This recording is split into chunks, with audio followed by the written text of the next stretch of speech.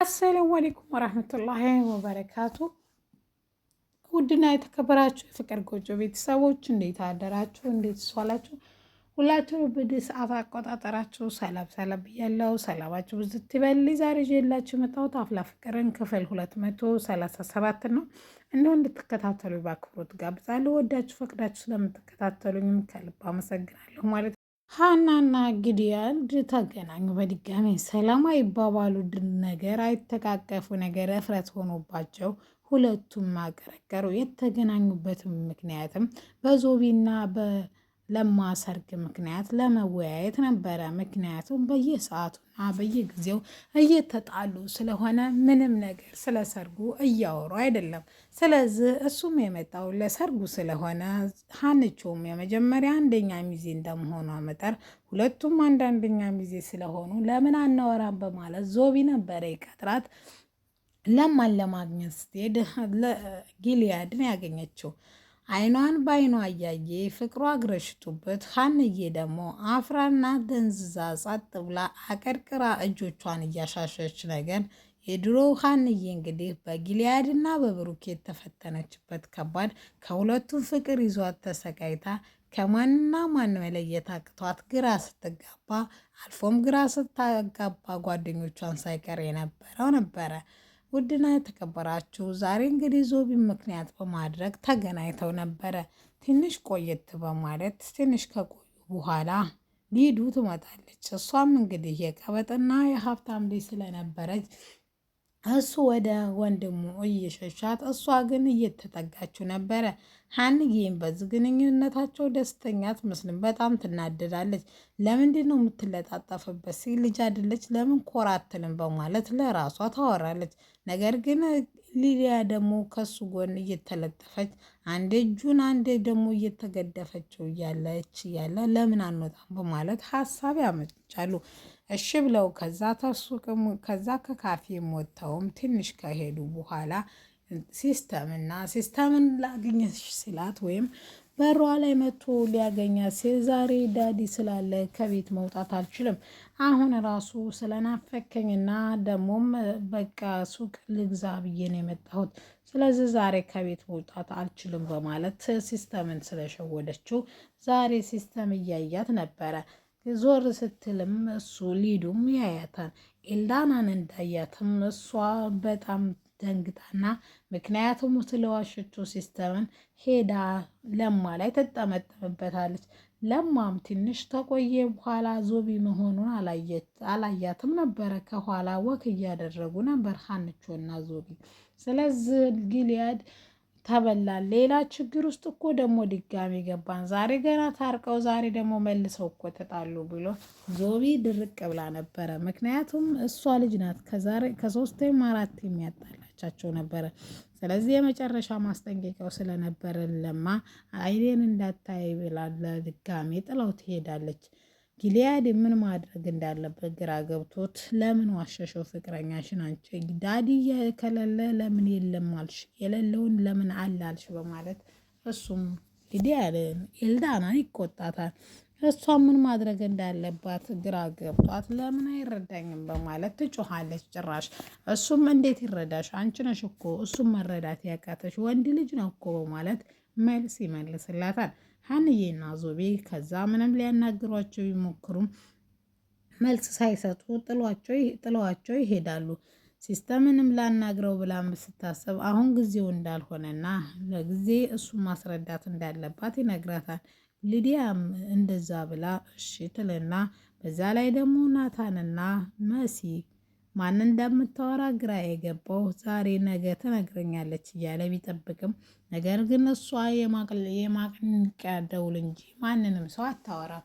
ነገር ግን ናታን ደስ ስለማይለው እሷ ከዋሰው ጋር ስታወራ ጭራሽ ደግሞ ዛሬ አንድ ጥያቄ ጠይቆኝ ነበር፣ በጣም ትወጂዋለሽ እንዴ ሲላትም አዎ በጣም ነው የምወደው፣ ግን ለእኔ ብለሽ ምን ያክል ትተይልኛለሽ ብለን አሁን ለማንኛውም ጥያቄውን ልጠይቀው በማለት ጥያቄውን ልጠይቀው ትዘጋጃለች። እሱም ጥያቄውም ጓደኛሞች ወንድና ሴት ጓደኛሞች መሆን አይችሉም ማለት ምክንያቱም የተሆነ ጊዜ ወይም የሆነ ጊዜ ስሜታቸው አንደኛቸው ሊቀየር ይችላል፣ ይሄ ማለት ወደ ፍቅር ሊቀየር ይችላል በማለት ይጠይቀዋል።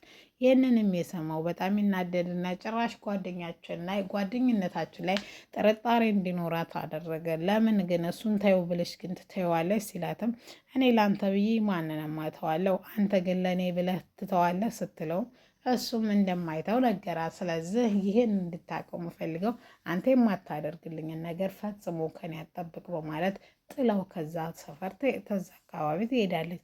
ናታንም በጣም ግራ ገብቶት እየተበሳጨ እያለ ኤላ ይመጣና ምንድን ነው ሲለውም እንደዚህ ነው አዲስ ሰው እያወራች ነው ፍቅረኛዬ ነው አለች። ደግሞም ዛሬ ባስ ብሎ ጓደኛችን ላይ እንድትጠራጠር አደረጋት። እኔ ከዚህ ከልጅ ጋር ማለያየት አለብኝ መሲን ሲለው እውነቱን ነው እኮ ጥያቄው ላይ እኮ ውሸት የለው ወይ ከአንተ ወይ ከእሷ እኮ ሊቀየር ይችላል። ስለዚህ ያለ እውነት ስለሆነ እባክህ ልጁ ላይ አትፍረድበት ይላል። ጭራሽ እኛ ግን እኮ ይሄን ያህል እየኖርን ነው በማለት መልስ ይሰጠዋል። በዛ ላይ ቃጭል ደውላለት እንገናኝ ስትለው ባለፈው እኮ እኔን እየተጠቀምሽብኝ እንዳለ እየተሰማኝ ነው። ምክንያቱም አንቺ እኔን የምታገኘኝ ቾምቤነትን ለማስቀናት ነው ይላታል። እሷም ስልኩን ከዘጋች በኋላ ለማሰብና ለማስታወስ ትሞክላለች። እውነቷን ነው። ቸሊና ከቾምቤ ጋር ስትሆን ትናደዳለች፣ ትበሳጫለች። ናታን ደግሞ ከመሲ ጋር ሲሆን ትበሳጫለች፣ ትናደዳለች። በተቃራኒው በሁለቱም ትቀናለች። ተማንጋ ነኝ እኔ ለምንድን ነው አንድ ሰው መምረጥ ያቃተኝ እያለች እሷም ራሷን በጥያቄ ታቀርባለች። ናታንና መሲም ጓደኝነታቸው እንዳለ ሆኑ። ነገር ግን እሱም እንደሚያፈቅራት መቼ ነው የሚገባት? ሚኪ የተቻለሽን ነገር አድርጊ ወይም ካላደረግሽ ከእጅሽ ይወጣን ባላት መሰረት መሲም የተቻላትን እያደረገች ነው። ሰብሊም እየረዳቻት ነው አሁን ላይ ያለችው። ነገር ግን ናታን የሚነቃ ጉድ አይደለም። ምክንያቱም ቃጭል አለሁ ስለምትለው ከእሷ ጋር ሲሆን ይችን ደግሞ እንደ እህት ሁሌም አብሯት ስለሚያሳልፍ የሚያጣት አልመሰለውም። ሄሉና አቡሽ ደግሞ ሽማግሌና አሮጊት ሆነው የሰሩ ድራማ በአጠቃላይ በጣም አሪፍ የሚባልና የሚተዋጣለን ነበረ። ለማንኛውም ረዷቸውን የድሮ ሰው ወይም አሮጊቶች ሆነው የሰሩት በጣም አስመስግኗቸው ላለቃቸው ተልኮ አንደኛ እንደሆነና በዚሁ እንዲቀጥሉ ተደርጓል። አለቃቸው በቅርብ ጊዜ ደግሞ መጥቶ ተሻሽሎና የበለጠ አምሮ ዝግጅት እንዲያደርጉ ለሁሉም ተነግሯል። በዛ አጋጣሚ ሚኪም ካፕል ወይም ጓደኛ ሴት ይዘህ ለማቅረብ ስትፈልግ ወይም የተዘጋጀበትን ለማቅረብ ይሄን ማድረግ እንዳለበት ነግሮታል። እሱም በቃ ከሰፈር አንድ ቆንጆ ሴት ማን አመጣለሁ እንጂ እኔ ማን ፍቅረኛዬን አምጥቼ ዝወሮ በላጋ አላስበላም እያለ ያወራል። እሷም እሺ ብላ ምንም ሳትልም ቸሊናም ጥሩ ነው ብቻ ዋናው ነገር አንተ ያሰብከው ነገር መሳካቱ ነው በማለት ተመልሳለች። ቸሊና ለምንድን ነው የማታየው ልጁን? አንቺ ካልወደድሽውና አብሮሽ እንዲሆን ካልፈለግሽ ለምንድን ነው ልጁን የምታሰቃየው? ቆይም ማን አንቺ ታልወደድሽው ለምን ከኔ ጋር እንዲኖር አትፈቅጂለትም ስትላትም እሷም እንደማትተው እና ማለቴ እሷ ማለት ቃጭል እንደሆነች ማለት ነው።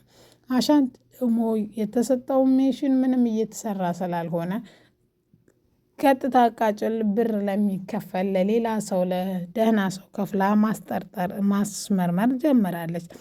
ኤላ ግን ያሰበው ነገር ልክ እየሆነ እያለ የመጣለት ባለማክሱ ናታን እንደሆነ ማለቴ ጆን እንደሆነ ገምቷል። ነገር ግን ሁሉም ሰው እሱን አልገመተም።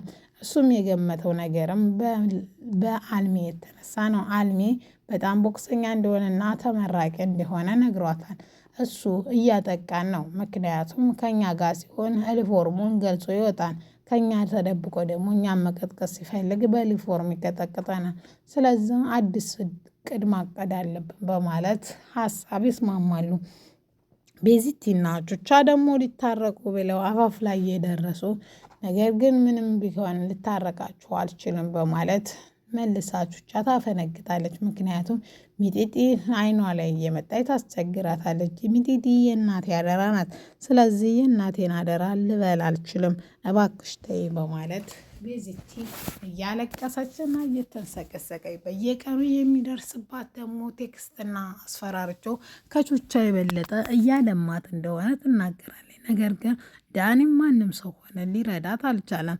አልሚ ሳቀር ለመኮንን ደግሞ ከእነንትና ጋር ስራውን አቁሙ ወይም ከነ ያሬድ አባት ቤት ስራውን አቁሞ ከእሷ ጋር እንዲሰራ ታዘዋለች። እሱም እንግዲህ የተሰጠውን ስራ ከጨረሰ በኋላ መኮንን በሙሉ ቃልና ጸጋንም እየፈለጋት እንደሆነ እንዳልሞተች ደግሞ ያረጋግጥላታል። ውድና የተከበራችሁ የፍቅር ጎጆ ቤተሰቦች ለዛሬ ይዤላችሁ የመጣሁት ይሄን ይመስል ነበረ። ከወደዳችሁ ላይክ ሼር አድርጉ፣ ካልወደዳችሁት ደግሞ ኮሜንት